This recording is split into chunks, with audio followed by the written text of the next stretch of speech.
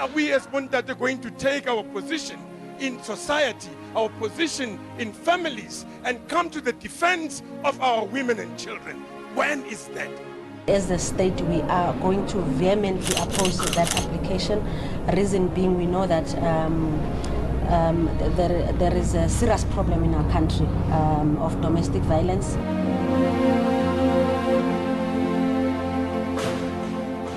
On a daily basis, women are raped and killed in this country. Karabo is many other black women. Karabo is all of us.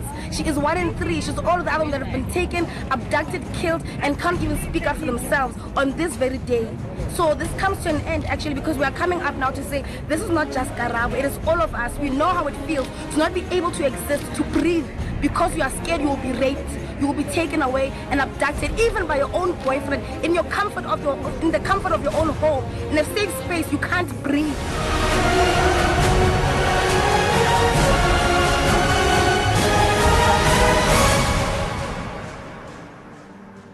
Women are under siege in South Africa.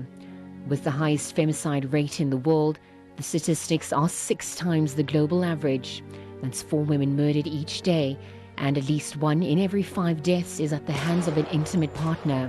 Now, from top leadership to the person on the street, calls are growing for an end to gender-based violence.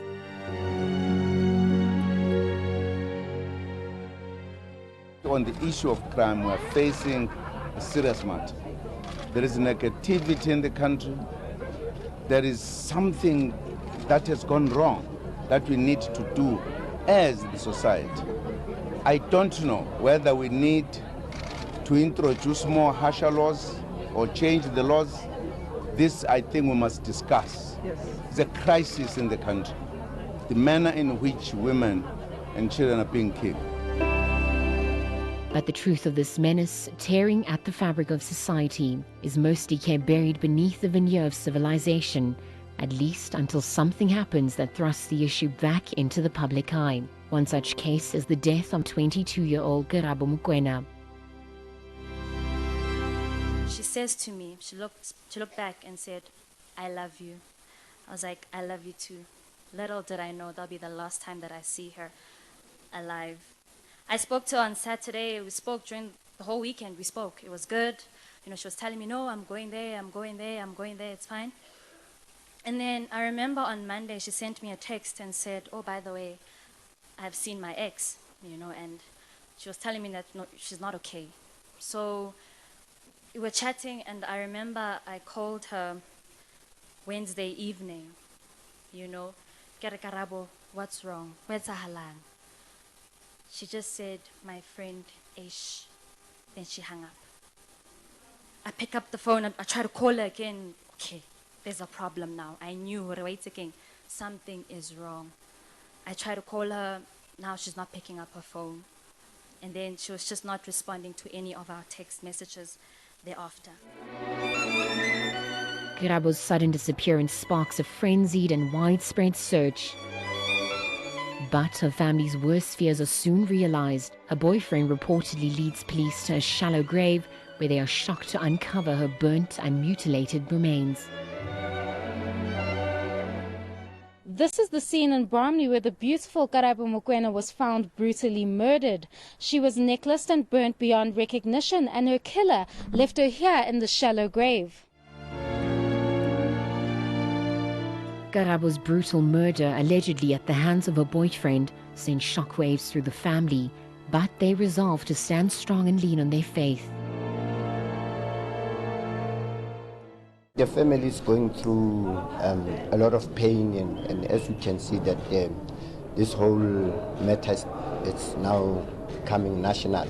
So the more people talk about it, and the media and everything, I think it's stressing the family. Hence, we requested that, you know, the biological parents must not be interviewed. My little sister was so bold, like I couldn't even measure to it. She used to tell me one day, "You need to stand up, you need to be tall, you need to be grateful for life." I'll never forget you, Karabo Mokoena. You have left a huge hole in my heart. However, I thank my mother and father for bringing you in this world, because now I know and understand the true meaning of life because of you. I love you, Karabo. It seems that a case of domestic violence had earlier been lodged with the police, but it makes no difference as the abuse continues. Karabo is killed shortly after she recovers from yet another beating. We sat in the car and we were just examining her, checking out, okay, there was just a few bruises left and a few scratches, but overall she had recovered. She said to me, "No, I'm a living testimony that there is a God. He tried to finish me, look at me now, I'm still standing." I was like, that's my baby. One thing about Karabo, she was very strong, very bold, but she also had that very vulnerable side that she wouldn't show to just anyone. I remember we sat there and she said to me, "You know what, Nell? Everything may look perfect on the outside. I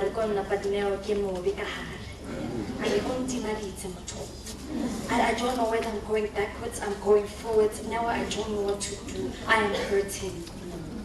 I said to her, "Kare, let's take you for counseling here. Let's try counseling. Maybe it might work." Karabo wanted to be famous. And although she gets her wish, it is certainly not in the way she ever intended.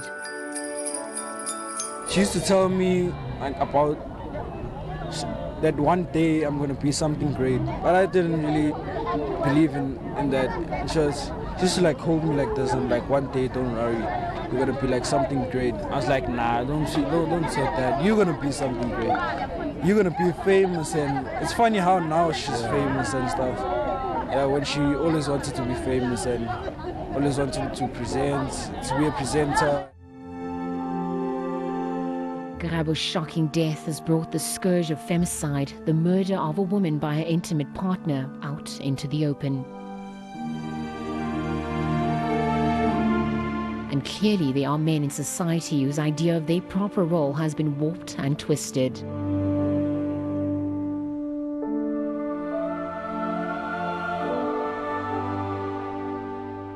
I came here just to support this whole what women are going through, and I also have a daughter myself, so it's really worrying, but I'm glad to see that a lot of people are now aware of what's going on, and hopefully we're going to do something about it.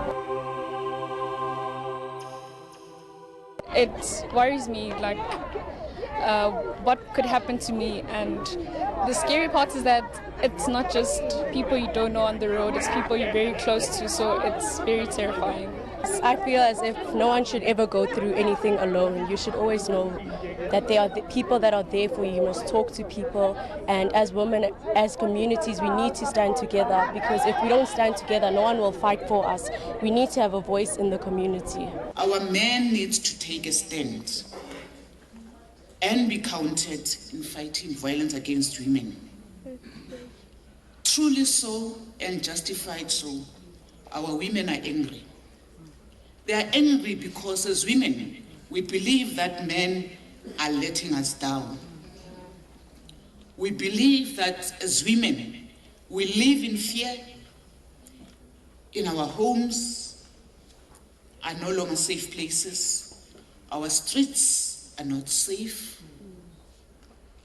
We can no longer walk because women are scared. We will be working together towards redeeming and re-engineering the boy child. It is your responsibility, it is my responsibility as a man. It cannot forever continue to be #man is trash. #man is a provider, a protector, and a defender. Because this is what Di Grootman van May, Di Bra van May is busy with every day of his life. The preservation and the re-engineering of the boy child. We cannot continue to have SA Men of the Year in the face and in the light of what SA men are doing today. Maybe we should can that program until men of substance begin to emerge. Men who are bringing a difference in the lives of the boy child and the girl child and the lives of women in South Africa. We cannot have SA Men of the Year when men continue to do these kind of things that we see every day. News of Karabo's senseless killing goes viral, outrage spreading like wildfire. On social media, the hashtag Men Are Trash appears, testimony to the anger and vulnerability that women everywhere are feeling. Well, let's take a look at some of the hashtag Man or Trash tweets coming in. Well, the first one comes from Garden Rose saying that men are bothered by being called trash instead of the actual behavior that earned them that title, saying hashtag Man or Trash. Well, the second tweet comes in from Isaac saying that gender-based violence, we long for a country where women are celebrated, not abused and taken advantage of. We have to stop this. Third tweet coming in says from Lebo says that how do you kill someone, burn them and move on with your life like nothing has ever happened. Hashtag Karabo Mokwena. Well, the fourth tweet coming in also from Helen says that please don't ask us what y'all need to do to prevent violence against us. We cannot be victims and teachers at the same time. And the last and final tweet coming in at this moment from Kulani Koma says, I haven't seen a single message from the deluded Save South Africa about the femicide engulfing our country. How do they save South Africa without saving women? I think that's a bit unfair because not all men are like that. It doesn't mean that when the incident happened that yes, of course, men are beating women out there, they are killing women out there, but we shouldn't get to that point where we generalize it because there are men that are good out there and they're being affected by all this. We need to be very careful on how we brand men, because are we saying to young women, are we teaching you to say run away from men going forward, or should we be teaching you on how to know the good men out there, how to look for a man that is suitable, a suitable suitor for you, not to be scared completely, but also we need to teach them on how to identify the signs. You know, if a man is not good, let them know. Let them be educated instead of raising the whole hashtag men are trash. These are issues I feel that is a societal ill which needs to be addressed. Okay, for you to say that men are trash, obviously I'm a good man. I don't see how I'm a trash, okay? However, when you come to the concept of generalization, it's usually not good. Rather, like she said, we need to educate our children on to look out for a telltale sign. However, I'll go on the side of much more spirituality, because the Bible says if you bring up the child in the way of the Lord, when he grows, he will not depart from it. That includes value system in friendship. So that alone decides who you fraternize with. As the nation weeps, 4 bodies are found over one weekend in and around Soweto, further underscoring the utter contempt some men have for women. The MEC comes out guns blazing, saying in many cases the victims know the perpetrators.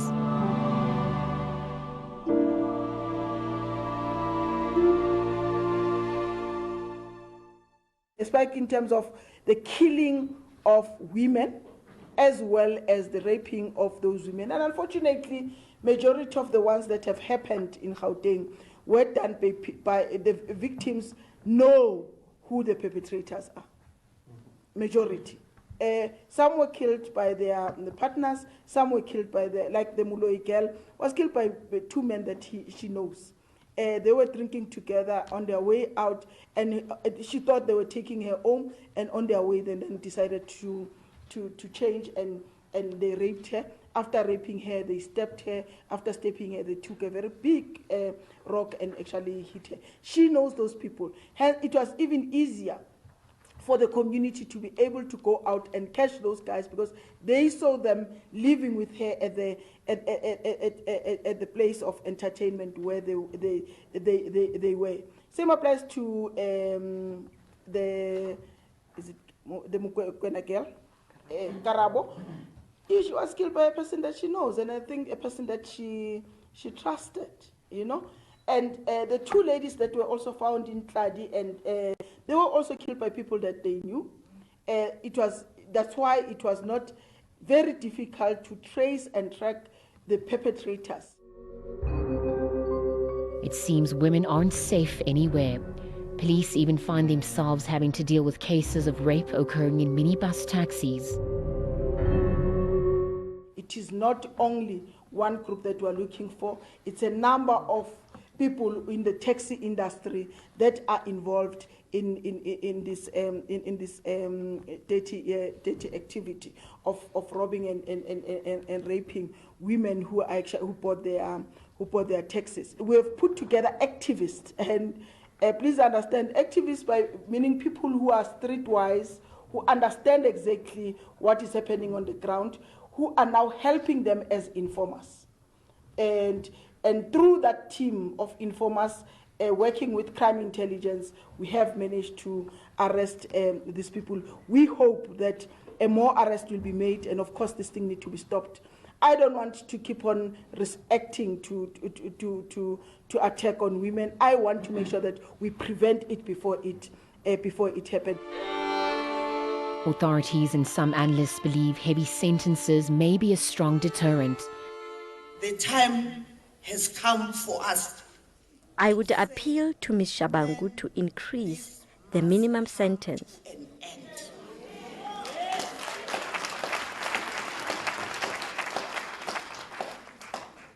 We do not stop giving guidance, giving awareness, even having marches that will go to court to make sure that those who perpetrated this kind of crimes do get harsher sentences. There's even debate on bringing back the death penalty. I think the problem is that there was no poll to ask the South African people whether they would want the death penalty to go away. Yes, for political reasons, it was taken. But the reality is that we don't have a deterrent. If you look at Botswana, look at the statistics in Botswana, the numbers are very low when it comes to murder of children and women. See, we believe that there's a misguided understanding of the issue of right to life.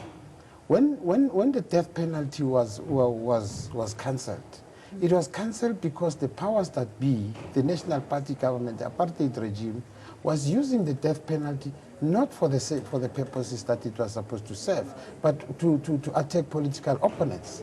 So it is not correct to think that removing the death penalty then solves the problem.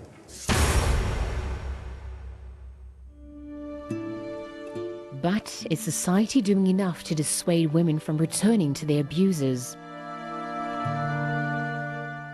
It's the duty of the society to also stand up and make sure that the particular individual is protected, either by reporting it to the authority so that we can respond positively to make sure that we at least assist and give the resources available that can assist that particular individual, not only to be safe and to assist others not to be victims of the same. I find myself in the situation where we respond to a call where a person has reported a case and is going to court. You'll find the family of that particular individual who is so abusive in the forefront of saying, but it's not my son. You go knock into the house and tell the woman or the mother or even the parent, the grandmother, that we are looking for your grandson, your son, we are looking for your brother.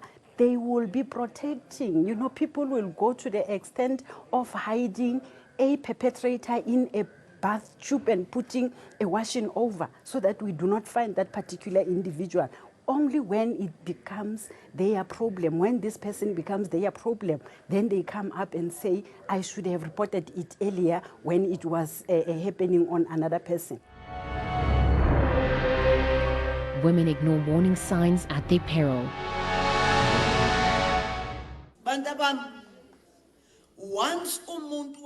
Once a boyfriend starts making fun of your looks, once they start being sarcastic, when they talk to you, undermines you, and use derogatory words, you must run for your life. Live.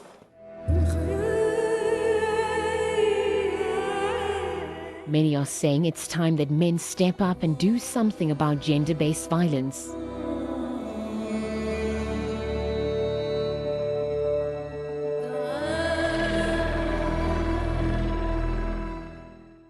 we also need to look at the issue of moral fiber. Yeah. We as the society, I don't even want to bring the issues of organizations or the authority that should respond and react when the things has happened. But as a society, what is it that we are saying, what we are doing? And we cannot even begin to blame it on parents, because I don't believe there's any single parent who wants to raise a murderer or a rapist. We really need to together create an environment where women and girls in this country, in this province, feel actually safe. I don't feel safe myself. I'm not sure whether I'm safe around you guys here. I know I'm old, you are not interested in me, but I'm not sure whether I'm safe amongst you here. Guys, I want to trust you. I want to trust every man in this country, in this province. But unfortunately, at the moment, there's no trust between us and you. And I think I want to call upon men that it is time that you are in the forefront. We have to break the silence. No mangabe ubani.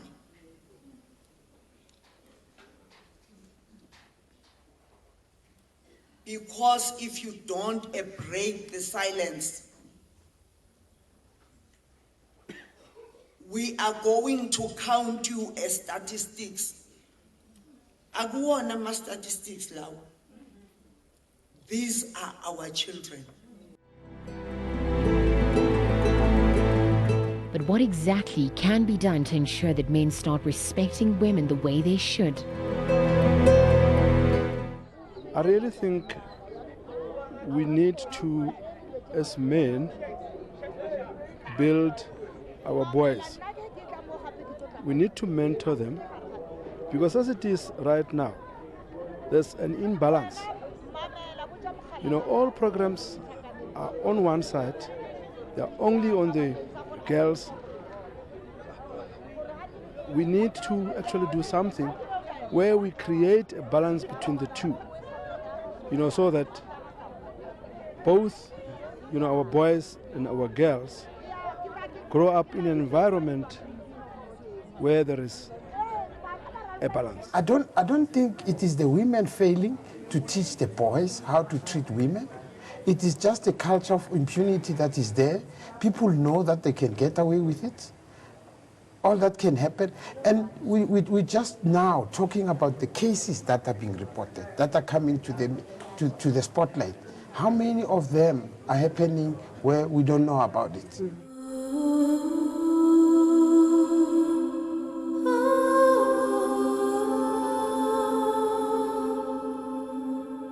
One thing is sure, unless men step up and stop the femicide and abuse of women and children, the scourge will continue to plague the nation, with devastating consequences for the future.